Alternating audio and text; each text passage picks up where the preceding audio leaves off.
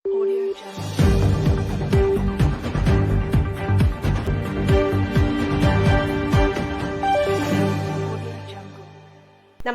Indian people ടിവിയിലേക്ക് സ്വാഗതം. പ്രധാന വാർത്തകൾ. രാഹുൽ ഗാന്ധി പാലക്കാടെത്തി. RSSനെതിരെ ശക്തമായി പോരാടുമെന്ന് രാഹുൽ. UDFന്റെ അവസരവാദ രാഷ്ട്രീയവും സംഘപരിവാറിന്റെ വെറുപ്പിന്റെ രാഷ്ട്രീയവും കേരളത്തിൽ വില പോവില്ലെന്ന് മുഖ്യമന്ത്രി പിണറായി വിജയൻ. ലോക്സഭാ തെരഞ്ഞെടുപ്പിന് മുന്നോടിയായി ജില്ലയിൽ എക്സൈസ് പരിശോധന ശക്തമാക്കി. ലൈസൻസ് പ്രശ്നം പരിഹരിച്ചില്ലെങ്കിൽ വോട്ടെടുപ്പ് ബഹിഷ്കരിക്കുമെന്ന് വ്യാപാരികൾ. ഞാൻ റീത്ത. വാർത്തകൾ വിശദമായി. UDF പ്രചരണം കൊഴുപ്പിക്കാൻ രാഹുൽ ഗാന്ധി പാലക്കാടെത്തി. ലോക്സഭാ തെരഞ്ഞെടുപ്പ് പ്രചാരണങ്ങളുടെ ഭാഗമായി കോൺഗ്രസ് നേതാവ് രാഹുൽ ഗാന്ധി പാലക്കാടെത്തി.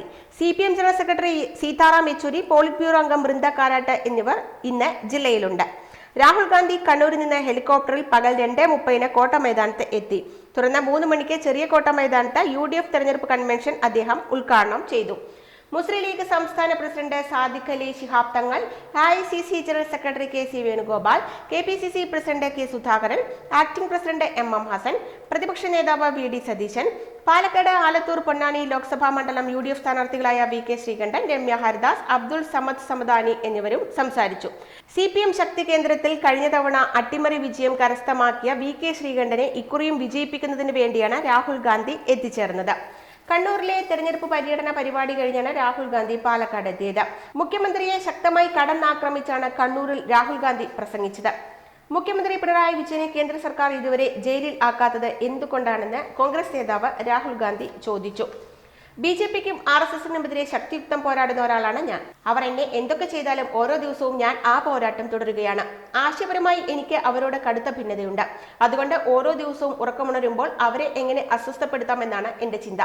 ഞാൻ പാർലമെന്റിലൂടെ നടക്കുമ്പോൾ അവിടെയുള്ള BJPക്കാർ പറയുന്നത് ഈ മനുഷ്യൻ 24 മണിക്കൂറും ഞങ്ങളെ ശല്യപ്പെടുത്തിക്കൊണ്ടിരിക്കുന്നു എന്നാണ്.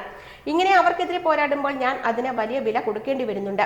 അവരുടെ മാധ്യമങ്ങളും ചാനലുകളും എന്നെ 24 മണിക്കൂറും അധിക്ഷേപിച്ചുകൊണ്ടിരിക്കുകയാണ്. ഈ രാജ്യം മുഴുവൻ എന്റെ പ്രതിച്ഛായ അവർ നശിപ്പിക്കുന്നു. എന്റെ ലോക്സഭാ അംഗത്വം അവർ എടുത്തു കളഞ്ഞു. ഞാൻ അദാനിക്കെതിരെ ഒരു പ്രസംഗം നടത്തി. ഏതാനും ദിവസങ്ങൾക്കുള്ളിലാണ് ലോക്സഭയിൽ നിന്ന് എന്നെ പുറത്താക്കിയത്. ഒരു ദിവസം 12 മണിക്കൂർ വെച്ച് 55 മണിക്കൂറാണ് ED എന്നെ ചോദ്യം ചെയ്തത്. BJP എതിർക്കുന്ന എനിക്ക് സംഭവിക്കുന്ന ഇക്കാര്യങ്ങളൊന്നും എന്തുകൊണ്ടാണ് കേരളത്തിലെ മുഖ്യമന്ത്രിക്ക് സംഭവിക്കാത്തത്? എന്തുകൊണ്ടാണ് അദ്ദേഹത്തിന്റെ നിയമസഭാംഗത്വം എടുത്തു കളയാത്തത്? എന്തുകൊണ്ടാണ് അദ്ദേഹത്തിന് ഔദ്യോഗിക വസതി നഷ്ടപ്പെടാത്തത്? എന്തുകൊണ്ടാണ് EDയോ CBIയോ അദ്ദേഹത്തെ ചോദ്യം ചെയ്യാത്തത്? ഈ രാജ്യത്തെ 2 മുഖ്യമന്ത്രിമാർ ജയിലിലാണ്. അവർക്ക് സംഭവിച്ചത് കേരളത്തിലെ മുഖ്യമന്ത്രിക്ക് മാത്രം സംഭവിക്കാത്തത് എന്താണ്? ഞാൻ 24 മണിക്കൂറും BJPയെ വിമർശിക്കുന്നയാളാണ്. അപ്പോഴും കേരളത്തിലെ മുഖ്യമന്ത്രി 24 മണിക്കൂറും എന്നെ വിമർശിക്കുകയാണ്. ഇത് എനിക്ക് മനസ്സിലാകുന്നില്ല. BJPക്കെതിരെ ആശയപരമായ പോരാട്ടത്തിലാണെന്നാണ് അദ്ദേഹം അവകാശപ്പെടുന്നത്. BJPയെ ആക്രമിച്ചാൽ അവർ കയ്യിലുള്ളതെല്ലാം വെച്ച് തിരികെ ആക്രമിക്കും. പക്ഷേ കേരളത്തിലെ മുഖ്യമന്ത്രിയുടെ കാര്യത്തിൽ ഇതും സംഭവിക്കുന്നില്ല. ഇവിടെ അഴിമതി ഉൾപ്പെടെയുള്ള പ്രശ്നങ്ങളില്ലേ? ഇതെല്ലാം കേരളത്തിലെ ജനങ്ങൾ കൃത്യമായി ചിന്തിക്കണം. ആരെങ്കിലും BJPയെ സത്യസന്ധമായി ആക്രമിച്ചാൽ അവർ EDയെയും CBIയെയും ഉപയോഗിച്ച് 24 മണിക്കൂറും അവരുടെ പിന്നാലെയായിരിക്കും, രാഹുൽ പറഞ്ഞു. UDFന്റെ അവസരവാദ രാഷ്ട്രീയത്തിനും മനുഷ്യരെ ഭിന്നിപ്പിക്കാൻ സംഘപരിവാർ നടപ്പാക്കുന്ന വെറുപ്പിന്റെ രാഷ്ട്രീയത്തിനും കേരളത്തിൽ ഇടമുണ്ടാകില്ലെന്ന് മുഖ്യമന്ത്രി പിണറായി വിജയൻ. സഹകരിക്കാത്ത നിലയാണ് കേന്ദ്ര ഗവൺമെന്റ് സ്വീകരിക്കുന്നത്. ഞാനതിന്റെ മറ്റു കാര്യങ്ങളിലേക്ക് പോകുന്നില്ല. അവസാനം കൂടി എത്തിയെന്ന് പറഞ്ഞാൽ ഗവൺമെന്റ് മാത്രമല്ല, പൊതുമേഖലാ സ്ഥാപനങ്ങൾ പോലും ഇത്തരം കാര്യങ്ങളിൽ പങ്കെടുക്കാൻ പാടില്ല എന്ന ഉത്തരവ് കേന്ദ്ര ഗവൺമെന്റ് ഇറക്കുന്ന നിലയായി, അതായത് പൂർണ്ണ സ്വകാര്യവൽക്കരണം. പാലക്കാട് ലോക്സഭാ മണ്ഡലം LDF തെരഞ്ഞെടുപ്പ് റാലി കോട്ട മൈതാനത്ത് ഉദ്ഘാടനം ചെയ്ത് സംസാരിക്കുകയായിരുന്നു മുഖ്യമന്ത്രി. കേരളത്തിൽ വന്ന് വാഗ്ദാനങ്ങൾ നിർത്തുന്ന നരേന്ദ്രമോദി പാലക്കാടിന്റെ വികസന പ്രശ്നങ്ങളിൽ എന്ത് നിലപാടെടുത്തുവെന്ന് മുഖ്യമന്ത്രി ചോദിച്ചു. എല്ലാത്തിലും നിഷേധ നിലപാടാണ് കേന്ദ്ര സർക്കാർ സ്വീകരിച്ചത്. കോൺഗ്രസ് സ്വീകരിച്ച സമീപനം തന്നെയാണ് BJP തുറന്നതെന്നും മുഖ്യമന്ത്രി പറഞ്ഞു. കഞ്ചിക്കോട് കോച്ച് ഫാക്ടറി എന്ന ആവശ്യത്തിന് ദീർഘകാലത്തെ പഴക്കമുണ്ട്. തറക്കല്ലിട്ടിട്ട് തന്നെ 12 വർഷം കഴിഞ്ഞു. ഇതുവരെയായി ഒരനക്കവും ഉണ്ടായില്ല. കോച്ച് ഫാക്ടറിക്കായി ഇടതുപക്ഷ MPമാർ നിരന്തര ശ്രമം നടത്തി. MP രാജേഷ് MP ആയിരുന്നപ്പോൾ പൊതു സ്വകാര്യ പങ്കാളിത്തത്തോടെ കോച്ച് ഫാക്ടറി ആരംഭിക്കാമെന്ന നിർദ്ദേശം അംഗീകരിച്ചു. എന്നാൽ മോദി സർക്കാർ വന്ന ശേഷവും ഒരു നടപടിയും ഉണ്ടായില്ല. കോച്ച് ഫാക്ടറി ഇവിടെ വേണ്ടെന്ന നിലപാടെടുക്കുന്നവരും ഇവിടെയുണ്ട്. കഞ്ചിക്കോടിനൊപ്പം പ്രഖ്യാപിച്ച ഇടങ്ങളിലെല്ലാം കോച്ച് ഫാക്ടറി പ്രവർത്തനം തുടങ്ങി. നമ്മുടെ നാടിന് മാത്രമാണ് അവഗണന. പാലക്കാട് കോച്ച് ഫാക്ടറി വേണമെന്ന് പറയുന്നവരാകണം ഇവിടുത്തെ ജനപ്രതിനിധി. വേണ്ട എന്ന് പറയുന്നവർ ഏതു തരക്കാരാണെന്നും ജനങ്ങൾ മനസ്സിലാക്കണം. LDF പാലക്കാട് നിയമസഭാ മണ്ഡലം സെക്രട്ടറി മുരളി താരേക്കാട് അധ്യക്ഷനായി. സ്ഥാനാർത്ഥി A. വിജയരാഘവൻ സംസാരിച്ചു. LDF പ്രചരണ ഗാനങ്ങൾ അടങ്ങിയ CD മുഖ്യമന്ത്രി പ്രകാശിപ്പിച്ചു. LDF നേതാക്കളായ AK Balan, NN Krishnadas, MB Rajesh, EN Suresh Babu, Vijayan Kunissery, Sumalatha Mohandas, A. Ramaswamy, KR Gopinath, Basheer, advocate Nice Mathews, R. Sivaprakash, Viswanathan, Ubaid, advocate Kushalakumar, A. Prabhakaran MLA, ജില്ലാ പഞ്ചായത്ത് പ്രസിഡന്റ് K. ബിനുമോൾ എന്നിവർ പങ്കെടുത്തു. ലോക്സഭാ തെരഞ്ഞെടുപ്പിൽ സംസ്ഥാനത്തെ പാലക്കാട് അടക്കമുള്ള 8 ജില്ലകളിലെ മുഴുവൻ ബൂത്തുകളിലും വെബ്കാസ്റ്റിംഗ് നടത്തുമെന്ന് മുഖ്യ തെരഞ്ഞെടുപ്പ് ഓഫീസർ സഞ്ജയ് കൌൾ. കാസർഗോഡ്, കണ്ണൂർ, വയനാട്, മലപ്പുറം, കോഴിക്കോട്, പാലക്കാട്, തൃശൂർ, തിരുവനന്തപുരം എന്നീ ജില്ലകളിലെ മുഴുവൻ ബൂത്തുകളിലുമാണ് തത്സമയ നിരീക്ഷണ സംവിധാനം ഏർപ്പെടുത്തുന്നത്. സംസ്ഥാനത്തെ ബാക്കി 6 ജില്ലകളിൽ 75% ബൂത്തുകളിലും വെബ്കാസ്റ്റിംഗ് സൗകര്യം ഒരുക്കും. എന്നാൽ ഈ ജില്ലകളിലെ മുഴുവൻ പ്രശ്നബാധിത ബൂത്തുകളും തത്സമയ നിരീക്ഷണത്തിലായിരിക്കും. ഒന്നിലധികം ബൂത്തുകളുള്ള വോട്ടെടുപ്പ് കേന്ദ്രങ്ങളിൽ തിരക്ക് നിയന്ത്രിക്കുന്നതിന് ബൂത്തുകൾക്ക് പുറത്തും ക്യാമറ സ്ഥാപിക്കും. ബൂത്ത് പിടുത്തം, പണവിതരണം, കള്ളവോട്ട് ചെയ്യൽ തുടങ്ങിയവ തടഞ്ഞ് സുതാര്യമായ തെരഞ്ഞെടുപ്പ് ഉറപ്പാക്കാനാണ് വെബ്കാസ്റ്റിംഗ് സൗകര്യം ഏർപ്പെടുത്തുന്നതെന്ന് മുഖ്യ തെരഞ്ഞെടുപ്പ് ഓഫീസർ പറഞ്ഞു. തത്സമയ നിരീക്ഷണത്തിന് മുഖ്യ തെരഞ്ഞെടുപ്പ് ഓഫീസറുടെ ഓഫീസിലും ജില്ലാ കളക്ടറേറ്റുകളിലുമാണ് കൺട്രോൾ റൂമുകൾ സജ്ജമാക്കുക. ലോക്സഭാ തെരഞ്ഞെടുപ്പിന് മുന്നോടിയായി ലൈസൻസ്ഡ് സ്ഥാപനങ്ങളിൽ എക്സൈസ് പരിശോധന ശക്തമാക്കി. സ്പെഷ്യൽ ഡ്രൈവിന്റെ ഭാഗമായി ഫെബ്രുവരി 23 മുതൽ ജില്ലയിൽ 125 കള്ളുഷാപ്പുകളിൽ നിന്നും കള്ളുകടത്ത് വാഹനങ്ങളിൽ നിന്നും 6 സാമ്പിളുകൾ അടക്കം ആകെ 131 സാമ്പിളുകൾ ശേഖരിച്ചു. എക്സൈസ് ലൈസൻസ്ഡ് സ്ഥാപനങ്ങളായ ബിവറേജ് ഔട്ട്ലെറ്റുകൾ, ബിയർ പാർലറുകൾ, ആയുർവേദ അരിഷ്ട വിൽപ്പന സ്ഥാപനങ്ങൾ എന്നിവയിലും പരിശോധന തുടരുകയാണ്. പരിശോധനയിൽ ലൈസൻസ് വ്യവസ്ഥാ ലംഘനത്തിന് ആലത്തൂർ പരിധിയിൽ 1, ചിറ്റൂരിൽ 1, ഒറ്റപ്പാലം സർക്കിൾ പരിധിയിൽ 2 ബാർ ഹോട്ടലുകൾക്കെതിരെ കേസെടുത്തു. ആലത്തൂർ പരിധിയിൽ 1, ഒറ്റപ്പാലം പരിധിയിൽ 1, പാലക്കാട് സർക്കിൾ പരിധിയിൽ 2 കേസുകൾ കള്ളുഷാപ്പുകൾക്കെതിരെയും രജിസ്റ്റർ ചെയ്തിട്ടുണ്ട്. ഓപ്പറേഷൻ ബാർ ലോക്ക് എന്ന പേരിൽ രാത്രികാലങ്ങളിൽ ബാർ ഹോട്ടലുകളിലെ സമയപരിധി ലംഘനം അടക്കം കണ്ടെത്തുന്നതിനായി കഴിഞ്ഞ ദിവസം രാവിലെ പ്രത്യേക നിരീക്ഷണവും പരിശോധനയും നടത്തി. വരും ദിവസങ്ങളിലും ഇപ്രകാരം മിന്നൽ പരിശോധന നടത്തുമെന്ന് Palakkad deputy excise commissioner V. Robot അറിയിച്ചു. ലൈസൻസ് പ്രശ്നം പരിഹരിച്ചില്ലെങ്കിൽ തെരഞ്ഞെടുപ്പ് ബഹിഷ്കരിക്കുന്ന കാര്യം ആലോചിക്കുമെന്ന് വ്യാപാരികൾ. സാങ്കേതിക പ്രശ്നത്തിന്റെ പേരിൽ വ്യാപാരികളുടെ ലൈസൻസുകൾ പുതുക്കി നൽകാത്ത നഗരസഭ ഉൾപ്പെടെയുള്ള ഭരണ സംവിധാനങ്ങളുടെ നടപടി എത്രയും വേഗം അവസാനിപ്പിക്കണമെന്ന് കേരള വ്യാപാരി വ്യവസായി ഏകോപന സമിതി മണ്ണാർക്കാട് യൂണിറ്റ് ഭാരവാഹികൾ വാർത്താ സമ്മേളനത്തിൽ ആവശ്യപ്പെട്ടു. ഏപ്രിൽ 25-ന് തെരഞ്ഞെടുപ്പ് ബഹിഷ്കരിക്കുന്നതടക്കമുള്ള നടപടികളുടെ ആലോചനയിലാണ് വ്യാപാരികൾ. 2000-ലധികം വ്യാപാരികളും അവരെ ആശ്രയിച്ചുള്ള തൊഴിലാളികളും കുടുംബാംഗങ്ങളും ഉൾപ്പെടെ 10,000-ലധികം പേർ പ്രതിഷേധത്തിന്റെ ഭാഗമാകും. വ്യാപാരികളുടെ ലൈസൻസ് പുതുക്കി നൽകണമെന്ന ഹൈക്കോടതി ഉത്തരവ് പോലും പരിഗണിക്കുന്നില്ല. നഗരസഭയിലെ ചില ഉദ്യോഗസ്ഥരുടെ നടപടികൾ മൂലം വ്യാപാരം അവസാനിപ്പിക്കേണ്ട ഗതികേടിലാണ് വ്യാപാരികൾ. K-സ്മാർട്ട് എന്ന ആപ്ലിക്കേഷന്റെ സാങ്കേതികത്വം പറഞ്ഞ് മറ്റൊരു നഗരസഭയിലും ഇല്ലാത്ത തരത്തിലുള്ള രേഖകൾ ആവശ്യപ്പെട്ട വ്യാപാരികളെ ലൈസൻസിനായി നെട്ടോട്ടം ഓടിക്കുകയാണ്. മാർച്ച് മാസത്തിൽ ലൈസൻസ് പുതുക്കിയതിന്റെ രേഖകൾ ലഭിച്ചില്ലെങ്കിൽ ബാങ്ക് വായ്പകൾ പുതുക്കാനോ മറ്റു വിവിധ ലൈസൻസുകൾ എടുക്കാനോ കഴിയില്ല. ഇത് സംബന്ധിച്ച് വകുപ്പ് മന്ത്രിക്ക് വരെ പരാതി നൽകിയിട്ടും നടപടിയുണ്ടായില്ല. വ്യാപാരികളുടെ പരാതികൾ കേൾക്കാനോ പരിഹാരം കാണാനോ ഒരു ജനപ്രതിനിധിയും ശ്രമിക്കുന്നില്ല. വർദ്ധിച്ച കെട്ടിട നികുതി കുടിശ്ശിക കെട്ടിട ഉടമകൾക്ക് താങ്ങാൻ കഴിയുന്ന വിധത്തിലുള്ളതല്ല. കെട്ടിട ഉടമകൾ നികുതി അടച്ചില്ലെങ്കിൽ വ്യാപാരിയുടെ ലൈസൻസ് പുതുക്കി നൽകില്ലെന്ന് പറയുന്നത് ശരിയല്ല. വ്യാപാരികൾ 2 മാസമായി അനുഭവിക്കുന്ന ഈ പ്രയാസത്തിന് എത്രയും വേഗം പരിഹാരമുണ്ടാകണമെന്നും വ്യാപാരികൾ ആവശ്യപ്പെട്ടു. വാർത്താ സമ്മേളനത്തിൽ unit president Basith Muslim, general secretary Ramesh Poornima, PU Johnson, David, Shameer union, Krishnadas, Guruvayurappan, Baby Chacko എന്നിവർ പങ്കെടുത്തു. ഗ്രാമികയിൽ കുട്ടികളുടെ നാടക കളരി ആരംഭിച്ചു.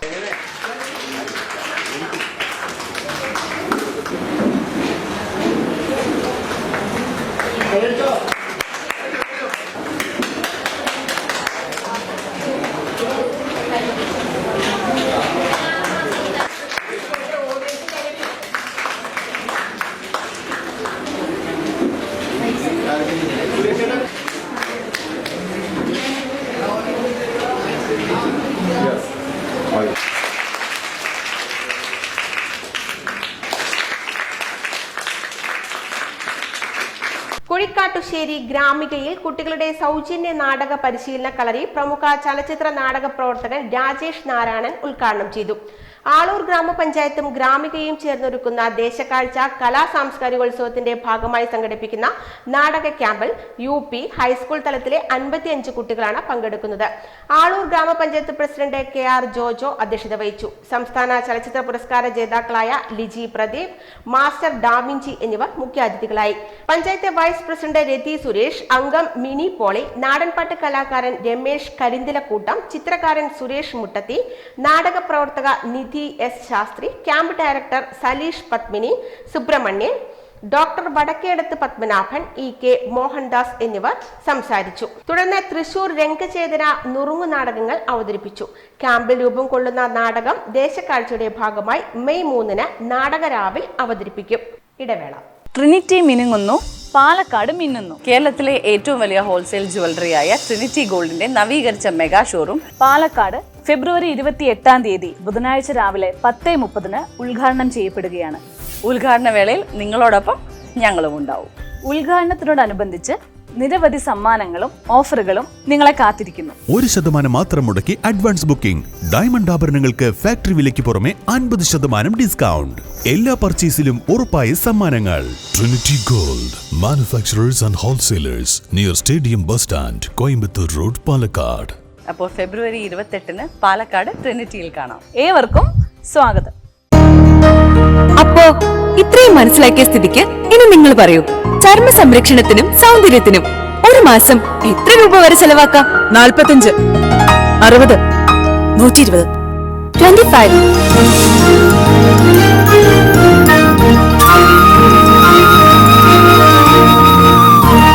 വെറും 25. ക്യൂട്ടിക്ക് ഇപ്പോഴും 25-ന്റെ ചെറുപ്പം. ഇത്തിരി ക്യൂട്ടി, ഒത്തിരി ബ്യൂട്ടി. മുണ്ടൂർ ജംഗ്ഷനിൽ വാഹനാപകടം. പാലക്കാട് കോഴിക്കോട് ദേശീയപാത മുണ്ടൂർ ജംഗ്ഷനിൽ വാഹനാപകടം. തമിഴ്നാട് രജിസ്ട്രേഷനുള്ള ചിരട്ട കയറ്റി വന്ന ലോറിയാണ് അപകടത്തിൽപ്പെട്ടത്.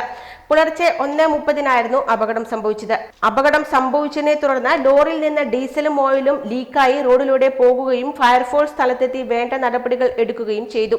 ലോറി ഓടിച്ചിരുന്ന ഡ്രൈവർക്ക് കാര്യമായി പരിക്കുകളൊന്നുമില്ല. വാഹനത്തിൽ ഡ്രൈവർ മാത്രമേ ഉണ്ടായിരുന്നുള്ളൂ. KSRTCക്ക് പിന്നാലെ സ്വകാര്യ ബസ് ജീവനക്കാരും ജോലി സമയത്ത് മദ്യപിച്ചിട്ടുണ്ടോ എന്നറിയാൻ പരിശോധന. ഡ്രൈവിംഗിനിടയിൽ മദ്യപിക്കുന്നവരുണ്ടെങ്കിൽ കരുതിയിരുന്നു. ഇനി പരിശോധനകളുടെ കാലമാണ് വരാൻ പോകുന്നത്. അടുത്തിടെ KSRTCയിൽ നടപ്പാക്കിയതുപോലെ സ്വകാര്യ ബസ് ജീവനക്കാരും ജോലി സമയത്ത് മദ്യപിച്ചിട്ടുണ്ടോ എന്നറിയുന്നതിനായി പരിശോധന നടത്തുമെന്ന് മന്ത്രി KB ഗണേഷ് കുമാർ അറിയിച്ചു. സ്വകാര്യ ബസ് സ്റ്റാൻഡുകളിൽ മോട്ടോർ വാഹന വകുപ്പ് സ്ക്വാഡിനാണ് പരിശോധനയുടെ ചുമതല. ഡ്രൈവർമാർ മദ്യപിച്ചുവെന്ന് കണ്ടാൽ അന്നത്തെ ട്രിപ്പ് റദ്ദാക്കാനാണ് തീരുമാനം. KSRTCയുടെ എല്ലാ ഡിപ്പോകളിലും ബ്രത്ത് അനലൈസർ സ്ഥാപിക്കാൻ തീരുമാനിച്ചു. ഇതിനായി 20 എണ്ണം വാങ്ങിക്കഴിഞ്ഞു. 50 എണ്ണം കൂടി ഈ മാസം തന്നെ വാങ്ങുമെന്നും മന്ത്രി അറിയിച്ചു. മദ്യപിച്ചെന്ന് ഡ്യൂട്ടിക്ക് മുൻപുള്ള പരിശോധനയിൽ കണ്ടെത്തിയാൽ 1 മാസവും, സർവീസിനിടയിലുള്ള പരിശോധനയിൽ കണ്ടെത്തിയാൽ 3 മാസവുമാണ് സസ്പെൻഷൻ. താൽക്കാലിക ജീവനക്കാരാണ് പിടിയിലാകുന്നതെങ്കിൽ ജോലിയിൽ നിന്നും നീക്കും. ജില്ലയിലെ ആദ്യകാല ഫോട്ടോഗ്രാഫർ കൊല്ലങ്കോട് കുതിരമൂളി കലാലയത്തിൽ G മണി 77 ഇനി ഓർമ്മ. ഇന്ദിരാഗാന്ധി, രാജീവ് ഗാന്ധി, MGR തുടങ്ങിയ ഒട്ടേറെ പ്രമുഖരുടെ ചിത്രങ്ങൾ തന്റെ ക്യാമറയിൽ പകർത്തിയിട്ടുള്ള മണി മുതലമട കാമ്പ്രത്തുചള്ള കലാ സ്റ്റുഡിയോ ഉടമയാണ്. ഇന്നലെയായിരുന്നു അന്ത്യം. 1971-ൽ ആദ്യമായി ഷട്ടർ ക്യാമറയിൽ ക്ലിക്ക് ചെയ്താണ് ഫോട്ടോഗ്രാഫി രംഗത്തെ യാത്രയ്ക്ക് തുടക്കം. കണ്ണൂർ പയ്യാമ്പലം പാതയിലെ സപ്ന സ്റ്റുഡിയോയിലാണ് ആദ്യകാല പ്രവർത്തനം. ഇവിടെ ജോലി ചെയ്യുന്നതിനിടെ ഇന്ദിരാഗാന്ധിയുടെ ചിത്രം പകർത്തി. 1980-ൽ 6000 രൂപയ്ക്ക് ഫീൽഡ് ക്യാമറ വാങ്ങി. തുടർന്ന് നാട്ടിലെ മുതലമട കാമ്പ്രത്തുചള്ള പള്ളം റോഡിൽ കലാ സ്റ്റുഡിയോ ആരംഭിച്ചു. ആദ്യകാലത്ത് അസ്വാഭാവിക മരണങ്ങളുടെ ചിത്രങ്ങൾ പോലീസിനായി എടുത്തു നൽകലും വിവാഹ ഫോട്ടോഗ്രാഫിയുമായിരുന്നു പ്രധാന പ്രവർത്തന മേഖല. രാഷ്ട്രീയ പാർട്ടി പൊതുയോഗങ്ങളുടെ ചിത്രം പകർത്തൽ വെല്ലുവിളിയായിരുന്നു. ഏറെ ശ്രദ്ധ പുലർത്തി ഫ്രെയിം കണ്ടെത്തിയാണ് 1991-ൽ രാജീവ് ഗാന്ധിയുടെയും 1987-ൽ മുതലമടയിൽ വെച്ച് MGRന്റെയും ചിത്രങ്ങളെല്ലാം പകർത്തിയതെന്ന് അദ്ദേഹം പറയാറുണ്ടായിരുന്നു. ഷീല, ജയഭാരതി തുടങ്ങിയ പഴയകാല നടിമാരുടെ ചിത്രങ്ങളും മണിയുടെ ക്യാമറയിൽ പതിഞ്ഞിട്ടുണ്ട്. കാലത്തിനൊപ്പം സഞ്ചരിച്ച പുതിയ കാലത്തിലെ ഡിജിറ്റൽ ക്യാമറകളിലേക്ക് മാറിയെങ്കിലും പഴയ ക്യാമറകളെ ഹൃദയത്തോട് ചേർത്ത് മണി സൂക്ഷിച്ചിരുന്നു. ഇടവേള. കുറയോ കുറയോ കുറയോ കുറയുമോ കുറയുമോ കുറയോ കുറയോ കുറയുമോ കുറയോ കുറയോ കുറയുമോ കുറയുമോ കുറഞ്ഞല്ലോ പാലക്കാട് പണിക്കൂലി. കേരളത്തിലെ ഏറ്റവും വലിയ ഹോൾസെയിൽ ജ്വല്ലറിയായ ട്രിനിറ്റി ഗോൾഡിന്റെ പാലക്കാട് ഷോറൂമിൽ നിന്ന് 100% 916 HUID സ്വർണ്ണാഭരണങ്ങൾ ഇനി നിങ്ങൾക്കും തൃശൂരിലെ അതേ ഫാക്ടറി വിലയിൽ സ്വന്തമാക്കാം. Trinity Gold, near Stadium Bus Stand, Palakkad. ഇതാണ് പണിക്കൂലി കുറഞ്ഞ പാലക്കാട്. ഹാപ്പി ബർത്ത്ഡേ അമ്മ. താങ്ക് യു മോളെ. സ്വർണ്ണായിരിക്കും. അതെ, പരസ്യത്തിൽ കാണുന്ന സ്വർണ്ണാണെങ്കില് ഇതിട്ടിട്ട് ഒരു ഫംഗ്ഷന് പോയി കഴിഞ്ഞാ ഒരുപാട് ആൾക്കാർ ഇതേ ഡിസൈൻ ഇട്ടിട്ട് വരും. അമ്മ ഇതൊന്ന് തുറന്നു നോക്ക്.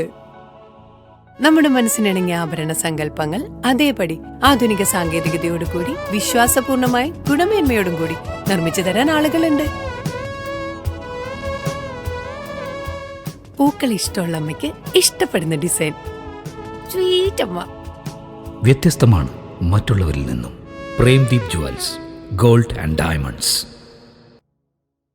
പാലക്കാട് കുമരപുരം ഗവൺമെന്റ് വനിതാ TTIയിലെ ഇലക്ട്രൽ ലിറ്ററസി ക്ലബ് അംഗങ്ങളുടെ നേതൃത്വത്തിൽ ലോക്സഭാ തെരഞ്ഞെടുപ്പിനോടനുബന്ധിച്ച് തെരഞ്ഞെടുപ്പ് ബോധവൽക്കരണ സന്ദേശയാത്ര സംഘടിപ്പിച്ചു. പാലക്കാട് ജില്ലാ sweep nodal officer OV Alfred ഉദ്ഘാടനം ചെയ്തു.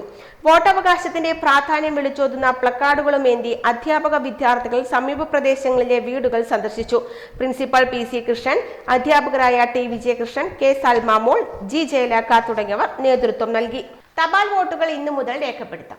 തെരഞ്ഞെടുപ്പ് ഡ്യൂട്ടിക്ക് നിയമിക്കപ്പെട്ട ജീവനക്കാർക്ക് തപാൽ വോട്ടുകൾ രേഖപ്പെടുത്തുന്നതിനുള്ള വോട്ടർ ഫെസിലിറ്റേഷൻ സെന്ററുകൾ ഇന്നു മുതൽ പ്രവർത്തനം ആരംഭിക്കും. ഏപ്രിൽ 18 മുതൽ 20 വരെ വിവിധ തെരഞ്ഞെടുപ്പ് പരിശീലന കേന്ദ്രങ്ങളിലാണ് വോട്ടുകൾ രേഖപ്പെടുത്തേണ്ടത്. തെരഞ്ഞെടുപ്പ് ജോലിക്ക് നിയമിക്കപ്പെട്ട ജീവനക്കാർ അവരവരുടെ പരിശീലന കേന്ദ്രത്തിൽ തെരഞ്ഞെടുപ്പ് തിരിച്ചറിയൽ കാർഡ് സഹിതമെത്തി തപാൽ വോട്ടുകൾ രേഖപ്പെടുത്താം.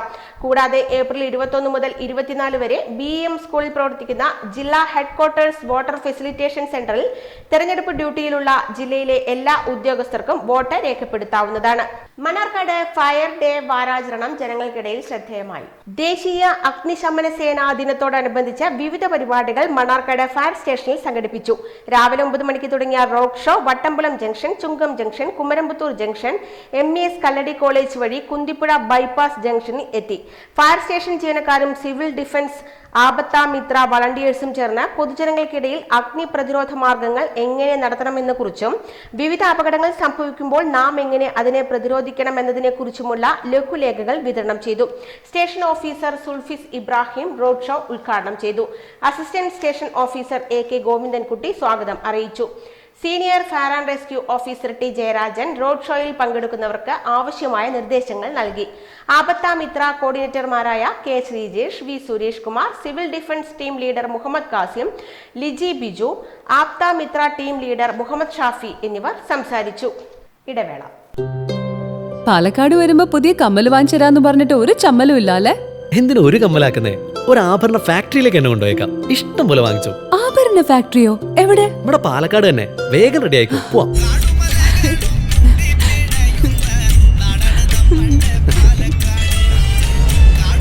ഒരുപാട് ട്രഡീഷൻസ് ഉള്ള നാടാ പാലക്കാട്. ട്രഡീഷണൽ കളക്ഷൻസ് എനിക്ക് ഭയങ്കര ഇഷ്ടാ. എന്താ തിളക്കല്ലേ? പാലക്കാടിന്റെ കാര്യം പറഞ്ഞ പാലക്കാമലയുടെ കാര്യമല്ല. പാലക്കാമല മതി. എന്താ സ്റ്റൈല്? അമ്മേ, ഞങ്ങള് പാലക്കാട്ടെ ആഭരണ ഫാക്ടറി കാണാൻ പോവാ.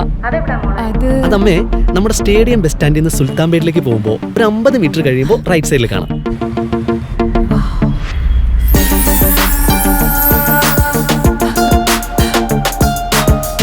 എന്താ സ്റ്റൈല്? കൊള്ളാലേ? Antique Chettinad temple light weight. ഏതാ വേണ്ടത്? എല്ലാം.